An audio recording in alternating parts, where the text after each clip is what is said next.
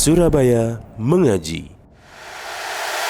Yuk, dukung dakwah Surabaya Mengaji. Salurkan harta terbaik Anda untuk operasional dakwah.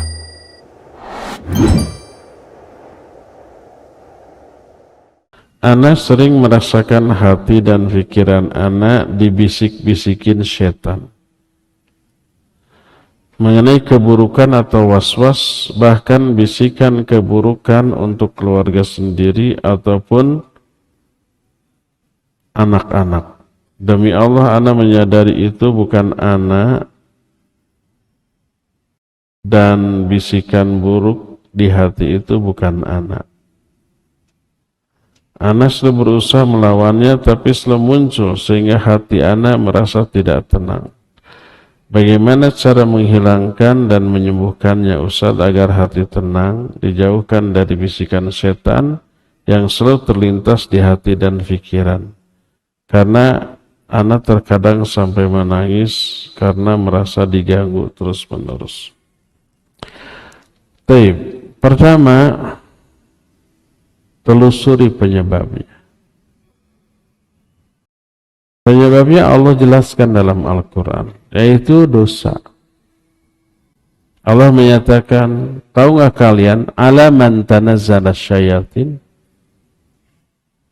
kepada siapa syaitan itu turun? Disebut tanazzalu ala kulli affakin athim.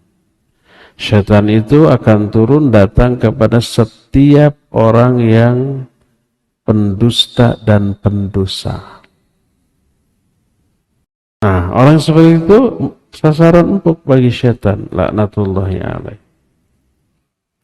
Maka kiat pertama, coba muhasabah, introspeksi diri, dosa apa yang rutin kita lakukan, lalu tobati. Bertobat atas dosa-dosa itu. Ini yang pertama. Kedua, tingkatkan keikhlasan. Keikhlasan ini tameng dari godaan setan. Allah menyatakan dalam Al-Quran ketika si iblis itu sudah divonis sebagai makhluk terlaknat, dia minta diberikan waktu sampai hari kiamat tidak dimatikan dan dikabulkan oleh Allah. Kemudian dia itu bersumpah akan menyesatkan manusia. Fabi izzati la ughwiyannahum siratakal mustaqim. Demi kegagahanmu aku akan sesatkan mereka dari jalan yang lurus. Kemudian di akhirat, illa min ibadikal mukhlasin, kecuali hamba-hambamu yang ikhlas.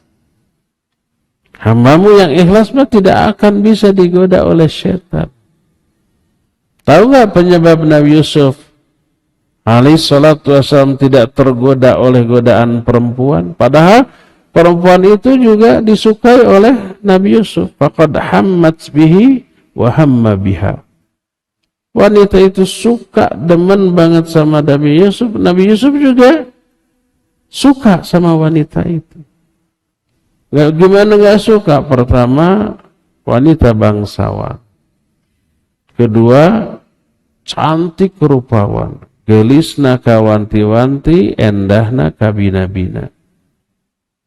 Ketiga, sebelum menggoda itu, dangdan satakar kebak.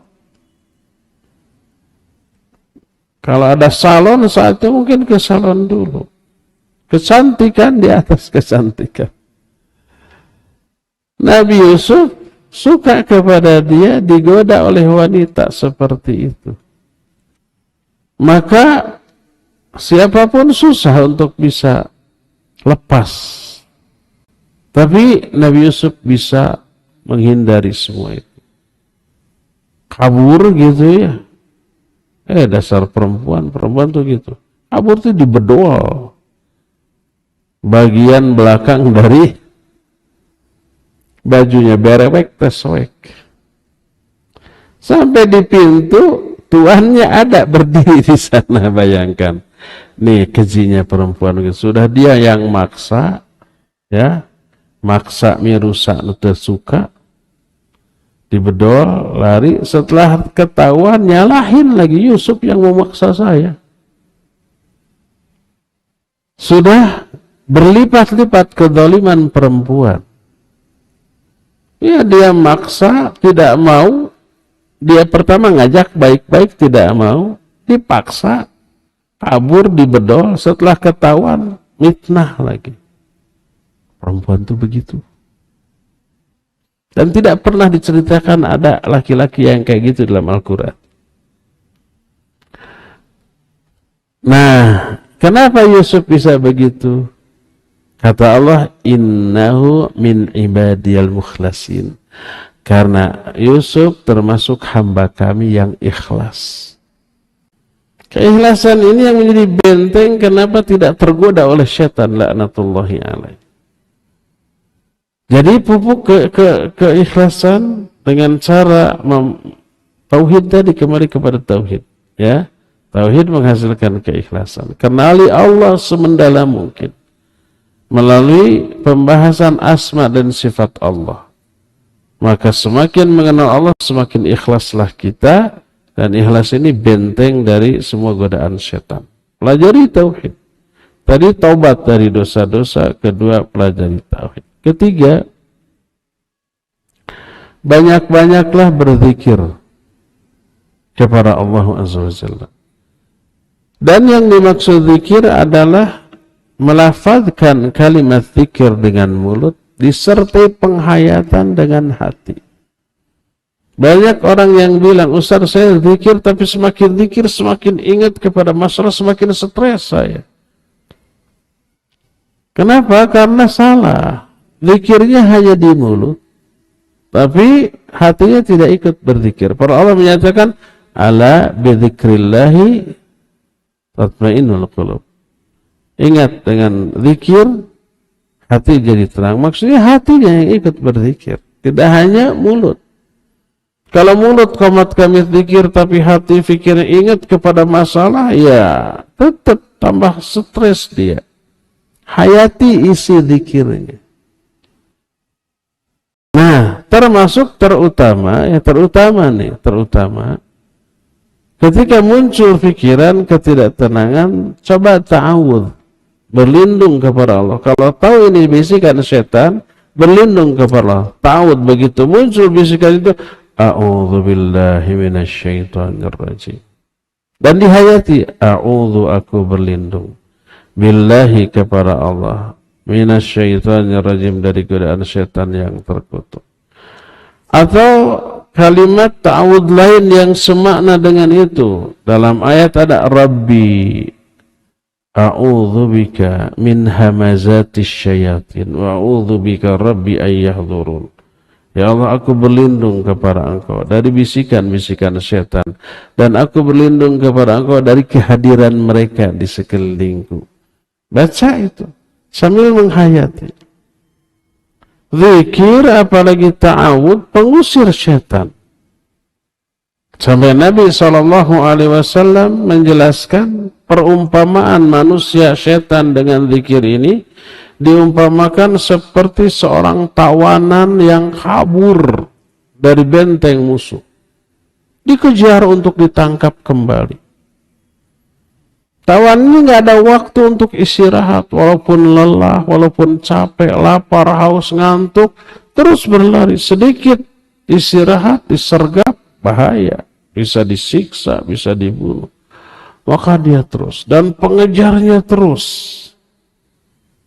sampai dia tiba di sebuah benteng, lalu masuk ke dalam benteng itu, baru dia aman. Yang mengejarnya nggak berani. Kalau sudah sampai di benteng, jangankan masuk nyerbu ke benteng, mendekat aja nggak berani, karena di atas benteng selalu ada, kalau zaman sekarang mas sniper merenya. Kalau dulu di atas benteng ada apa? Ada para pemanah. Mendekat aja sudah jadi sasaran. Apalagi masuk. Sudah. Jarak tembak berhenti dia. Jarak tembak panah berhenti dia. Kalau masuk sedikit kena panah. Nah, itu gambaran. Adapun orang tawanan tadi, kita manusia. Adapun musuh yang mengejarnya adalah syaitan laknatullahi alaih. Adapun benteng tempat berlindung dari musuh itu zikir. Selama berzikir, musuh dari kalangan syaitan tak berani mendekat.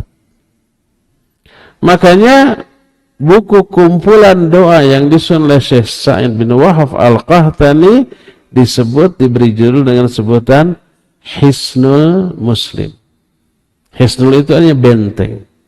Benteng perlindungan bagi seorang muslim. Apa isi Hisnul Muslim? Doa dan zikir-zikir harian. Oh, itu bentengnya. Perbanyaklah berzikir, terutama ketika bisikan setan itu muncul, langsung aja ta'awud. A'udzubillahi minasyaitonirrajim. Dengan dihayati. Terus zikir lain. Boleh baca Al-Quran? Boleh. Bacaan Al-Quran zikir yang paling utama. Bisa subhanallah, alhamdulillah, Allahu akbar, la ilaha illallah, la haula wa la quwata illa billah. Bisa baca Al-Quran sesering mungkin.